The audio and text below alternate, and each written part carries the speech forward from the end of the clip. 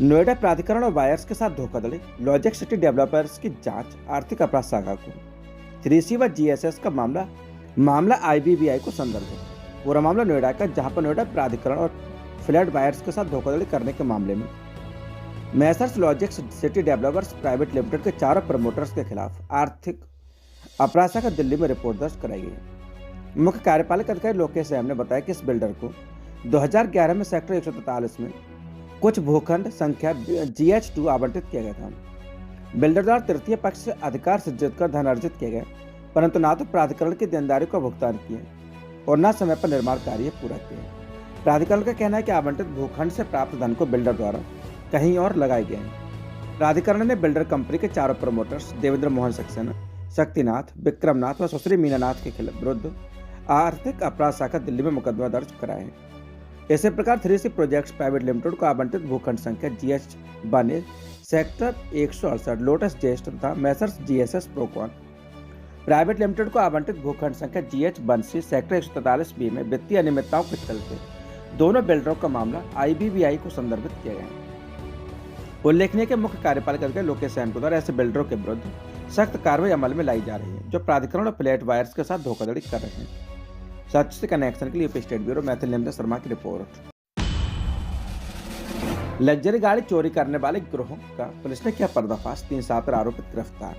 पूरा मामला गाजियाबाद क्षेत्र का, जहां पर crime branch police commissionerate Ghaziabad के द्वारा वाहन चोरों के खिलाफ बड़ी कार्रवाई करते हुए 4 पहिया वाहनों को चोरी करने वाले अंतर्राज्यीय गिरोह का पर्दाफाश। 8 चोरी के 4 पहिया लग्जरी वाहन सहित 3 छात्र आरोपित गिरफ्तार।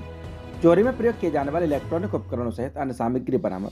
इस संबंध में अभिषेक श्रीवास्तव के द्वारा पूरी जानकारी उपलब्ध कराई गई। सच से कनेक्शन के लिए यूपी स्टेट ब्यूरो मैथिल नेमचा शर्मा की रिपोर्ट। निवेश और बढ़ती मांग के दृष्टिगत लैंड बैंक बनाने की कवायद तेज। पूरा मामला ग्रेटर नोएडा का, जहां पर ग्रेटर नोएडा प्राधिकरण के द्वारा क्षेत्र में निवेश और विभिन्न परियोजनाओं की मांग के दृष्टिगत भूमि को तैयार करने की कार्रवाई की जा रही है। मुख्य कार्यपालक अधिकारी रवि कुमार NG के निर्देश पर अस्तौली व अमरपुर गांव के लगभग 500 हेक्टेयर भूमि को किसानों से सीधे क्रय किए जाने की प्रक्रिया शुरू कर दी गई है। भूलेख विभाग से मिली जानकारी के अनुसार प्राधिकरण द्वारा अपने लैंड बैंक को दुरुस्त किया जा रहा है। पिछले कुछ सालों से भूमि अधिग्रहण और सीधे क्रय करने की बंद पड़ी प्रक्रिया को पुनः पटरी पर लाया जा रहा है। इसी क्रम में अस्तौली व अमरपुर गाँव की भूमि को किसानों से सीधे क्रय करने की प्रक्रिया तेज कर दी गई है। उल्लेखनीय कि ग्रेटर नोएडा प्राधिकरण क्षेत्र में निवेश करने के इच्छुक बड़े बड़े औद्योगिक समूह तथा बिल्डर दस्तक दे रहे हैं। हाल ही में ऑस्ट्रेलिया तथा दक्षिण कोरिया से बिल्डर समूहों ने यहां निवेश करने की इच्छा जताई थी। इन देशों में न्यूनतम आबादी के कारण बिल्डर परियोजनाओं की मांग में कमी आई है, जबकि भारत में बड़ी संख्या और बढ़ती क्रय शक्ति के चलते यहाँ बिल्डर प्रोजेक्टों के लिए बड़ा बाजार उपलब्ध है। ग्रेटर नोएडा प्राधिकरण क्षेत्र अपने सुनियोजित विकास, जेवर एयरपोर्ट, मेट्रो तथा कई हाईवे की उपस्थिति के चलते राष्ट्रीय राजधानी के क्षेत्र के सभी प्रकार के आर्थिक गतिविधियों के लिए आकर्षण का केंद्र बनता जा रहा है। निवेशकों की मांग के चलते मुख्य कार्यपालक अधिकारी रवि कुमार NG ने संबंधित विभागों को भूमि कोष तैयार करने का निर्देश दिया है। सच से कनेक्शन के लिए स्टेट ब्यूरो मैथिल नेमचा शर्मा की रिपोर्ट। ग्रेटर नोएडा प्राधिकरण पर संयुक्त किसान मोर्चा का धरना शुरू। भारतीय किसान यूनियन नेता राकेश टिकैत का आह्वान, बटेंगे तो कटेंगे किसान।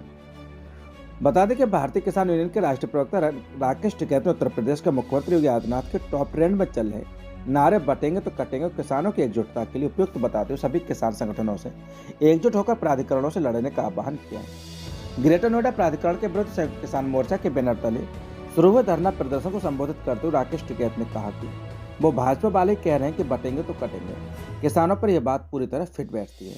किसान जब तक अलग अलग बिखरी हुई लड़ाई लड़ेंगे तब तक सफलता मिलनी संभव नहीं है। उन्होंने किसान के सभी संगठनों से एक साथ आकर लड़ाई लड़ने की मांग की है।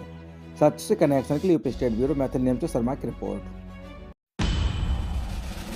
इंडिया एक्सपो मार्ट में दिग्गज फार्मा कंपनी को 3 दिवसीय मेला शुरू। फार्मास्यूटिकल क्षेत्र में भारत के बढ़ते दबदबे का प्रदर्शन। इन्फो फार्मा मार्केट्स इंडिया द्वारा आयोजित CPHI और P मेक इंडिया का 3 दिवसीय 17वां संस्करण मंगलवार से ग्रेटर नोएडा स्थित दिल्ली NCR के इंडिया एक्सपो सेंटर में शुरू हो गए, जैसे भारतीय फार्मा उद्योग की मजबूत क्षमता का प्रदर्शन किया गया। 2030 तक भारतीय फार्मा बाजार के 130 बिलियन अमेरिकी डॉलर और 2047 तक 450 बिलियन अमेरिकी डॉलर तक बढ़ने के अनुमान के साथ इस आयोजन ने वैश्विक स्वास्थ्य को आकार देने में उद्योग की महत्वपूर्ण भूमिका को रेखांकित किया है। अमेरिका, UAE, दक्षिण कोरिया, जापान और यूनाइटेड किंगडम सहित 120 से अधिक देशों के 2000 से अधिक प्रदर्शकों और 50,000 से अधिक विजिटर्स को एक साथ लाते हुए यह एक्सपो नवाचार और सहयोग के लिए गतिशील केंद्र के रूप में कार्य करता है। फार्मा मशीनरी, पैकेजिंग, विश्लेषणात्मक उपकरण, प्रयोगशाला प्रौद्योगिकियों, सामग्री और अन्य से लेकर यह हितधारकों को परिवर्तनकारी बातचीत में शामिल होने और रणनीतिक साझेदारी को बढ़ावा देने के लिए एक व्यापक मंच प्रदान करता है। सीपीएचआई और पीमेक इंडिया 2024 के भव्य उद्घाटन में उद्योग जगत के गणमान्य व्यक्तियों और गणमान्य लोगों की एक प्रतिष्ठित कतार ने शिरकत की, जिसने इस आयोजन को शक्तिशाली शुरुआत को चिन्हित किया। इस अवसर पर उपस्थित थे के राजा भानु, महानिदेशक फार्मोक्सिल, हरीश के जैन, अध्यक्ष फेडरेशन ऑफ फार्मा उद्यमी, नमित जोशी, उपाध्यक्ष फार्मोक्सिल, एपीवीएस चक्रवर्ती, वैश्विक राजदूत, विश्व पैकेजिंग संगठन, राकेश कुमार, अध्यक्ष इंडिया एक्सपो मार्क लिमिटेड और महानिदेशक हस्तशिल्प निर्यात संवर्धन परिषद, योगेश मुद्रास, प्रबंध निदेशक, इन्फोर्मा मार्केट्स इंडिया, एडम एंडरसन, कार्यकारी उपाध्यक्ष, फार्मा इन्फोर्मा मार्केट्स, बेबी और श्री राहुल देशपांडे, वरिष्ठ समूह निदेशक, इन्फोर्मा मार्केट्स इंडिया जैसे गणमान्य व्यक्तियों ने भारत के फार्मा क्षेत्र को आगे बढ़ाने और वैश्विक सहयोग को बढ़ावा देने में आयोजन के योगदान की सराहना की। एक्सपो के महत्व को उद्योग में नवाचार, संवाद और सब विकास के लिए एक आधारशिला के रूप में पुष्टि की। डॉक्टर बीरमानी, अध्यक्ष फार्मोक्सिल, ने कहा कि भारतीय फार्मास्यूटिकल्स उद्योग एक वैश्विक नेता के रूप में खड़ा है, जो 200 से अधिक देशों में निर्यात करता है और एपीआई को तैयार खुराक, नैदानिक अनुसंधान और फार्माकोविजिलेंस में व्यापक समाधान प्रदान करता है। सच से कनेक्शन के लिए UP state bureau Maithil name से शर्मा की रिपोर्ट। दंगा करने वालों से की जाएगी पूरी वसूली, आकलन शुरू।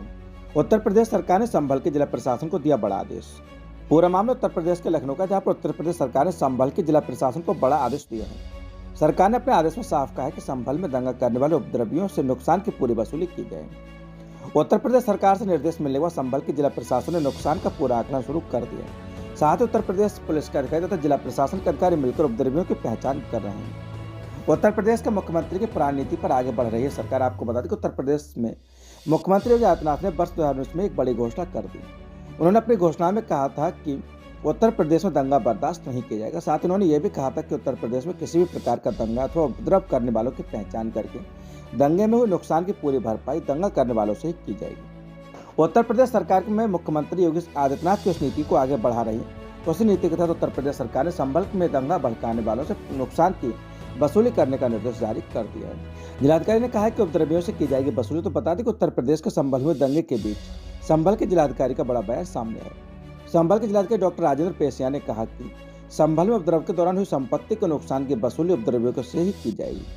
जिलाधिकारी ने बताया कि उत्तर प्रदेश पुलिस सभी वीडियो और फुटेज की बारीकी से जांच कर एक उपद्रवी को चिन्हित कर रही है। बवाल के दौरान जामा मस्जिद की छत से बनाया गया वीडियो भी पुलिस के पास है, जिसमें उपद्रवियों के चेहरे स्पष्ट दिख रहे हैं और 48 घंटे तक आरोपियों की धरपकड़ के लिए अभियान चलाया जाएगा। जिलाधिकारी डॉक्टर राजेंद्र पेशिया ने यह भी बताया कि संभल बवाल के दौरान हुई मौतों की न्यायिक जांच डिप्टी कलेक्टर मुख्यालय दीपक कुमार चौधरी करेंगे। घटना कैसे हुई, क्या क्या नुकसान हुआ और मौत किन कारणों से हुए, इन सभी महत्वपूर्ण बिंदुओं की जांच की जाएगी। सच से कनेक्शन के लिए UP state bureau Maithil name से शर्मा की रिपोर्ट।